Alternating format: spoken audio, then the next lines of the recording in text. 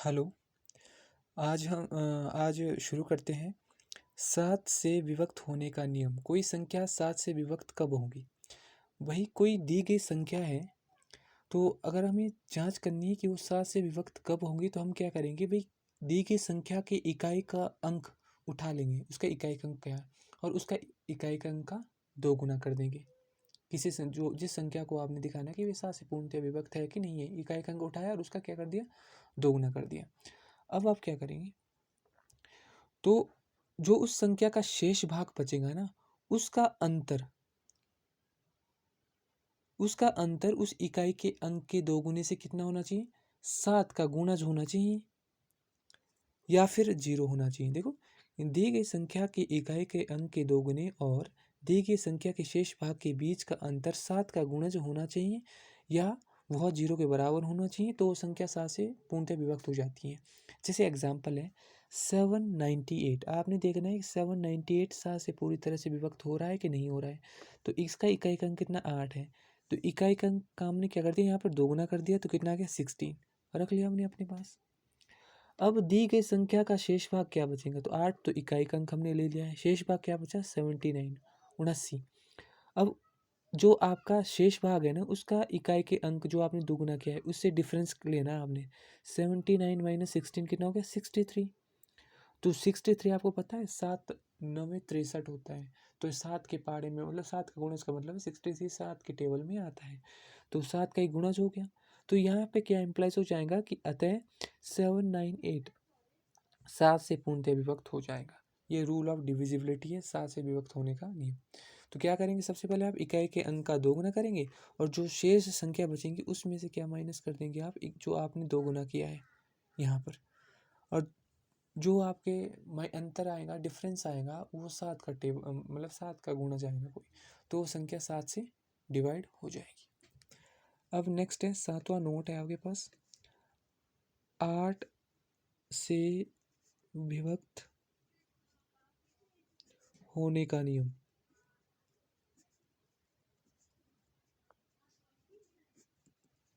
कोई संख्या 8 से विभक्त कब होगी? कोई संख्या 8 से विभक्त तब होंगी अगर हम क्या कर दें, उसकी इकाई का, ठीक है, लिखेंगे, तो डेफिनेशन लिखते हैं सबसे पहले। कोई दी गई संख्या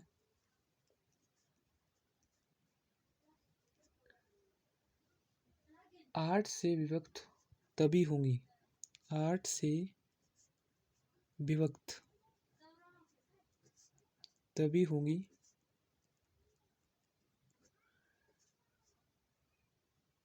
जब उसकी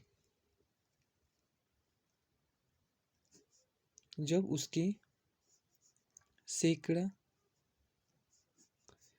दहाई तथा इकाई अंकों से बनी संख्या 8 से पूर्णतः विभक्त होंगी।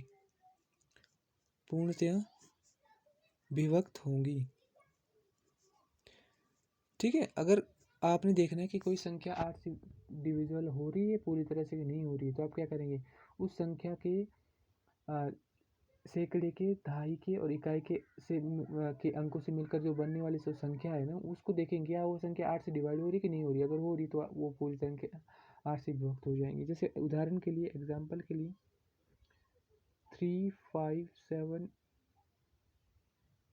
ये संख्या 8 से डिवाइड हो रही है कि नहीं हो रही है। तो देखो जरा, इसके सैकड़े का अंक, ढाई का अंक और इकाई के अंक से मिलने वाली संख्या कौन सी है, 464। अब हम देखेंगे कि 464 आपका 8 से डिवाइड हो रहा है कि नहीं हो रहा है। तो देखो, 8 पंजे 40, कितना बचेगा, 6, 4 उतारा, 8 गुणा 8 64। तो ये पूरी तरह से डिवाइड हो रहा है। तो अतः 3 5 7 8 4 6 4 8 से पूर्णतया विभक्त हो रहा है, पूर्णतया विभक्त हो रहा है।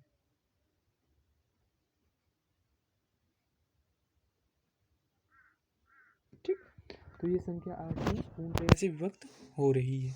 ठीक है, आपने इसके लास्ट के 3 डिजिट लेने, क्या वो अगर लास्ट के 3 डिजिट में 8 का 8 पूरी तरह से डिवाइड हो रहा है, मतलब वो 8 उसको पूरी तरह से डिवाइड कर रहा है लास्ट के 3 डिजिट को, तो वो क्या हो जाएगा एक्चुअली में, वो पूरी संख्या है 8 से डिवाइड हो जाएंगी। ठीक, अब है 8वां नोट है 9 से विभक्त होने का नियम।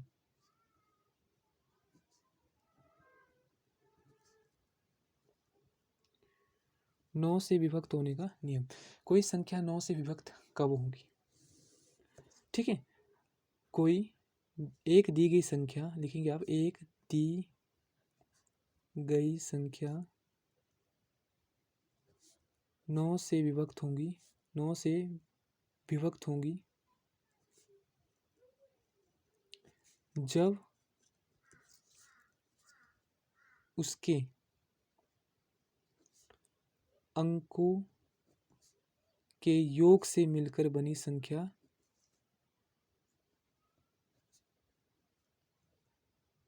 अंकों के योग से मिलकर बनी संख्या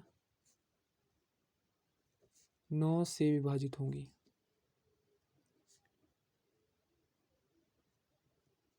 या आप ऐसे भी बोल सकते हैं कि जो उसके अंकों से मिलकर बनी संख्या 9 का गुणज होगी, मतलब 9 के टेबल में आएंगी। एक ही बात है, डिवाइड 9 भी उसी को डिवाइड नहीं करेगा जो उसके टेबल में आएगा। ठीक है, तो वो संख्या 9 से विभाजित हो जाएंगी। जैसे मान लीजिए एग्जाम्पल है, मेरे पास एक एग्जाम्पल है। ठीक है, अब हमें पता लगाना है कि क्या ये संख्या 9 से डिवाइड 9 इसको डिवाइड करता है बिना भाग दिए हुए। तो हम क्या करेंगे, इसके अंकों का योग करेंगे। 6 + 7 + 8 + 5 + 9 + 1। जब आप इसके अंकों का योग करेंगे कितना आएगा, 36 आएगा। अब 36 आपका 9 से करेंगे, 9 चौके 36 डिवाइड करेगा, या 36 9 के टेबल में आता है, तो ये पूरी संख्या 9 से डिवाइड हो जाएंगी। पूरी संख्या क्या हो जाएंगी, 9 से डिवाइड हो जाएंगी। ये भी एक अच्छा एग्जाम्पल है। मैं दूसरा एग्जाम्पल ले सकता हूँ। दूसरा एग्जाम्पल कौन सा है, जैसे मान लीजिए मेरे पास ये एग्जाम्पल है, मैंने अपनी मर्जी से ये वाला एग्जाम्पल ले लिया। अब हमें पता लगाना है कि यह संख्या 9 से डिवाइड 9, मतलब ये संख्या 9 से पूर्णतया डिवाइड होता है। 9 इस संख्या को 9 पूर्णतया डिवाइड कर पाता है कि नहीं कर पाता है। तो क्या करेंगे, इसके अंकों का आप योग कर देंगे। अब इसके जब आप इसके अंकों का, सॉरी यहाँ पर ये नहीं है, जब आप इसके अंकों का योग करेंगे, तो जब आप इसको अंकों का योग करेंगे, डेफिनेट सी बात है कितना आएगा अंकों का योग जब आप इसको करेंगे, 15 6 21 25, इस तरह से करते करते कितना आ गया आपके पास, 43। अब इसके अंकों का योग 43 है। क्या 9 के टेबल में 43 आता है? नहीं आता है। क्या 43 को आप डिवाइड कर पाएंगे 9 से? नहीं कर पाएंगे। ठीक है, तो अतः दी गई संख्या 9 से पूर्णतया विभक्त नहीं होगी। अतः दी गई संख्या 9 से पूर्णतया विभक्त नहीं होगी। ठीक है, इस तरीके से। अब आता है 10 से विभक्त का नियम। अब भाई 10 से तो वही संख्या विभक्त होंगी ना जिसका अंतिम अंक कौन सा हो, 0 हो। ये तो बड़ा इजी है। लेकिन हम एक लास्ट पढ़ लेते हैं, जो नोट आपका नेक्स्ट है, जो आपका 9वां नोट आप लिख सकते हैं यहाँ पर, 11 से विभक्त होने का नियम। ये हमारा लास्ट है आज, क्योंकि 11 के बाद हम नहीं पढ़ेंगे। होने का नियम भी, कोई संख्या 11 से विभक्त कब होंगी, इसके पहले डेफिनेशन लिख सकते हैं। लिखेंगे हम, लिखिए जरा, कोई संख्या, भाई डेफिनेशन लिखना और समझना एग्जाम्पल में दे रहा हूँ आपको समझाने के लिए। सबसे पहले आपको डेफिनेशन याद करना रखना पड़ेगा, फिर एग्जाम्पल से आपको क्लेरिफिकेशन मिल जाएंगी आपकी। कोई संख्या 11 से विभक्त होगी जब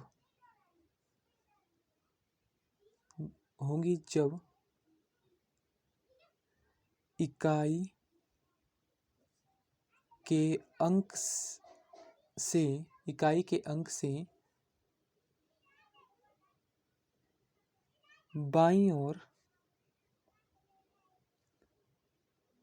चलने पर इकाई के अंक से बाईं ओर चलने पर सम स्थानों के अंकों का योग सम स्थानों के अंकों का योग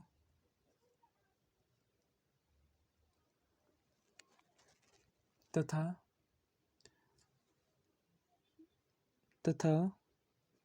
विषम स्थानों के अंकों का योग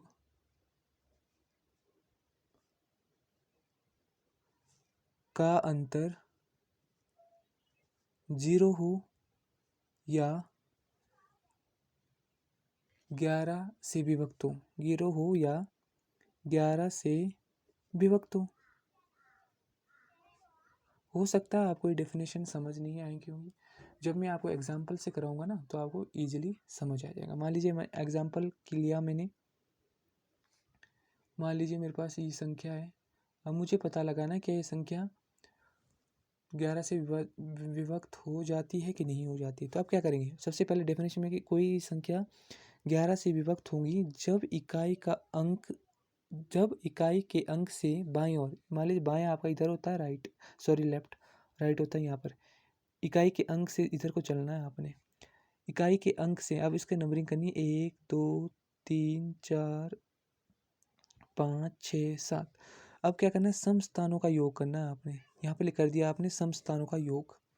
कौन कौन से सम स्थान है, 3 आ गया, फिर 4 पे 1 आ गया, फिर 2 पे 5 आ गया। सम स्थानों का योग कर दिया, फिर माइनस करना है विषम स्थानों का योग। 1 आ गया, 7 पे 1 आ गया, फिर 5 पे 6 आ गया, फिर 3 पे 0 आ गया, फिर 1 पे 2 आ गया। अब इसका योग कितना हो गया, 9 आ गया, माइनस इसका भी योग कितना आ गया, 9 आ गया। अब 9 में से 9 गया 0 हो गया, तो ये या तो 0 आना चाहिए या 11 आना चाहिए। तो वो संख्या 9 से विभक्त हो जाती। तो आप लिखेंगे 13, जो ये संख्या है 11 से पूर्णतया विभक्त होंगी। तो ये पूरी संख्या 11 से विभक्त हो जाएंगी।